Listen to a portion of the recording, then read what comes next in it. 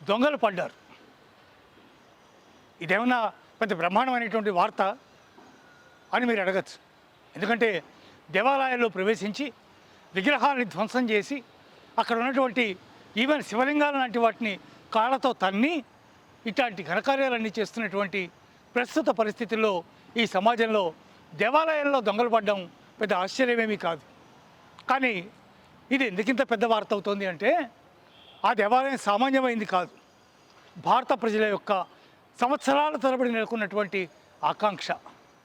భారత ప్రధాని నరేంద్ర మోడీ ప్రతిష్టాత్మకంగా తీసుకుని వేలాది కోట్ల రూపాయలు వెచ్చించి దానికోసమని నిర్మించినటువంటి ఓ మహాద్భుతమైనటువంటి దేవాలయం అయోధ్య రామచంద్ర ప్రభువు యొక్క బాల రాముని యొక్క విగ్రహాన్ని ప్రతిష్ఠించినటువంటి మహాద్భుతమైనటువంటి దేవాలయం, భారత ప్రజల యొక్క గుండెకాయ.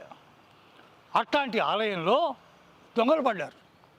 దొంగలు పడ్డం అంటే ఏ అర్ధరాత్రి తలుపులు పగలబొట్టి దోచుకుని వెళ్ళలేదు. అక్కడ రామజన్మభూమి ట్రస్ట్కి వచ్చినటువంటి అనేక కోట్ల రూపాయల యొక్క ధన సంపద ఏదైతే ఉందో ఆ సంపదని లెక్కించేటటువంటి సమయంలో చేతిబాటను చూపించారు. ఎలా తెలిసింది ఈ విషయం అంటే అక్కడ తీవ్రమైనటువంటి విమర్శలు వచ్చాయి. ఎవరి దగ్గర నుంచి?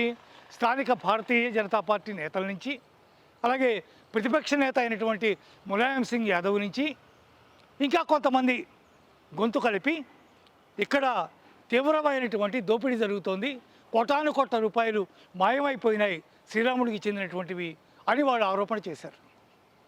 ఆ ఆరోపణ ఎంత బలంగా ఉందంటే ఇది నిజమేనేమో అనిపించక మానదు ప్రజలకి. అట్లాంటి పరిస్థితుల్లో అయోధ్య రామాలయ క్షేత్ర ట్రస్టు దాని మీద ఒక నిర్ణయం తీసుకుంది, ఆడిట్ చేయాలి అని.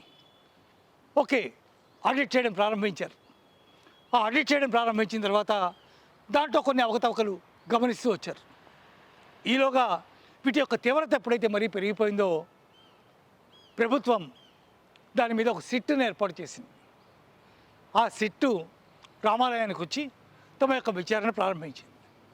ఇంతకీ సిట్టు వేసే స్థితి దాకా ఎందుకు వెళ్ళింది అనుకుంటే అక్కడ ఉద్యోగులుగా పనిచేస్తున్నటువంటి వాళ్ళలో ఒక ఉద్యోగి ఇంట్లో లెక్కలేనటువంటి ఒక 12 లక్షల రూపాయలు దొరకడం నెంబర్ 1 పాయింట్.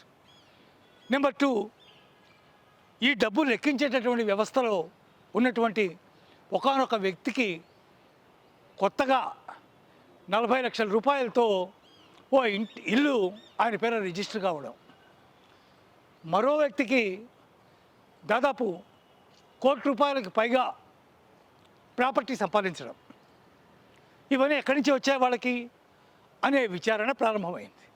ఎందుకంటే గతంలో వాళ్ళు గడిపినటువంటి జీవితం, ఇప్పుడు వాళ్ళు గడుపుతున్నటువంటి జీవితం రెంటికి ఉన్నటువంటి తేడా అనేక అనుమానాలకి తావిచ్చింది.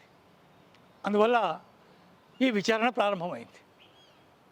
ఏదేమైనా సరే దీనికి సంబంధించి ఆ క్షేత్ర ట్రస్ట్కి కాబోయేటటువంటి ఉత్తర అధికారి ఆయన కూడా చాలా గట్టి వ్యాఖ్యలు చేశారు. అలాగే భారతీయ జనతా పార్టీ మాజీ ఎంపీ బ్రిజ్భూషణ్ చాలా సీరియస్గా దీని మీద విచారణ జరపాలని కోరారు. ఇంతమంది భారతీయ జనతా పార్టీ నేతలు కాబోయేటటువంటి ఉత్తరాధికారి స్వయంగా ఈ రకమైనటువంటి ఆదేశాలు జారీ చేయాలని కోరుతుంటే ఎవరికైనా అనుమానం రాక మారదు. కాబట్టి ఆ అనుమానాన్ని తీర్చడానికి ఉత్తరప్రదేశ్ ప్రభుత్వం ఈ నిర్ణయం తీసుకుంది.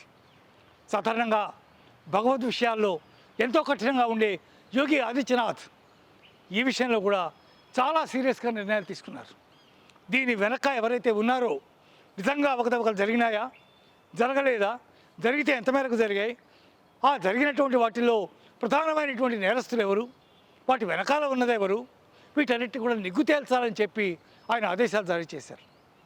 ఇక్కడ ప్రధానమైనటువంటి విషయం, ఇక్కడ డబ్బులు ఏవైతే దొంగతనం చేయబడ్డాయి అని చెప్తున్నామో ఆ విషయం చాలామందికి తెలుసునని, అయితే దీని వెనకాల చాలా పెద్ద హస్తం ఉంది కాబట్టి మేము దాన్ని ఏం మాట్లాడలేకపోతున్నామని ఒక బీజేపీ నేత వ్యాఖ్యానించడం గమనార్హం. ఎవరా వెనకాల ఉన్న వ్యక్తి? ఆయన అంత పెద్ద పొజిషన్లో ఉన్నారా అంటే ఎవరై ఉంటారు? ఇట్లా అనేక రకాల ప్రశ్నలు తలెత్తుతాయి. వాటన్నిటికీ సమాధానమే ఈ సిట్. అంతేకాక సోషల్ మీడియాలో ఇప్పటికే చాలామంది చాలా రకాలైనటువంటి వ్యాఖ్యానాలు చేశారు. చాలామంది దీని గురించి చిరువలు పలువులుగా రాశారు.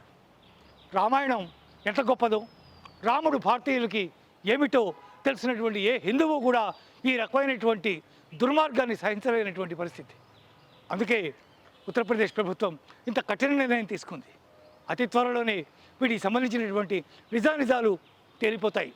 నిజంగా జరిగిందా, జరగలేదా, జరిగితే ఎవరు దోషులు అనే విషయాన్ని అతి త్వరలోనే తేల్చబోతోంది యూపీ ప్రభుత్వం. అదే జరిగితే అప్పుడు ఈ ఆరోపణలన్నీ కూడా నిరాధారాలో సాధారాలో తెలుస్తాయి. ఆ తెలిసిన తర్వాత మనకి అసహ్యం కలుగుతుంది. ఎందుకంటే భారతీయుల యొక్క గుండెకాయ అయినటువంటి శ్రీరామచంద్రమూర్తి యొక్క ఆలయంలో ఈ రకమైనటువంటి వ్యవహారం జరగడం, ఆ చేసిన వాళ్ళు ఎవరు, వాళ్ళెంత నికృష్టులో, వాళ్ళెంత దుర్మార్గులో తేటతెల్లం అవుతుంది. దేవుడు అంటే కూడా భయం లేనటువంటి పరిస్థితి ఈరోజు ఏర్పడింది ప్రపంచానికి. అందుకే ఇలాంటి అకృత్యాలు, ఇలాంటి దారుణాలు కూడా జరుగుతున్నాయి. సరే, అవన్నీ భగవంతుడే చూసుకుంటాడు అని వదిలేస్తే సరిపోదుగా. అందుకే యూపీ ప్రభుత్వం ఈ నిర్ణయం తీసుకుంది. చూద్దాం ఏం జరుగుతుందో.